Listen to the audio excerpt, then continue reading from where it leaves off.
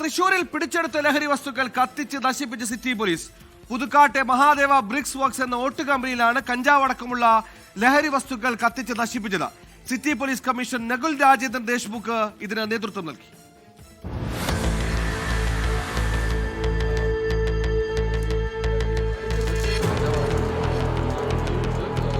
60 kilo കഞ്ചാവ്, methamphetamine 134 gram, 390 gram ഹാഷിഷ് oil, കൂടാതെ കഞ്ചാവ് ബീഡിയും മറ്റ് പുകയില ഉൽപ്പന്നങ്ങളും.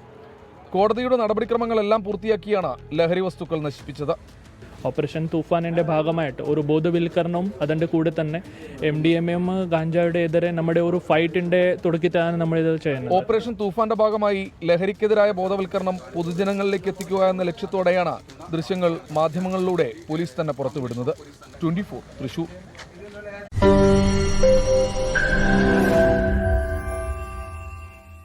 ലോകത്തെവിടെയായാലും ഏത് സമയത്തും 24 വാർത്തകളും ഓഗ്മെന്റഡ് റിയാലിറ്റി പാക്കേജുകളും എക്സ്പ്ലെയിനറുകളും വിശദമായി കാണാൻ ഞങ്ങളുടെ യൂട്യൂബ് ചാനൽ നിങ്ങൾക്ക് സബ്സ്ക്രൈബ് ചെയ്യാം.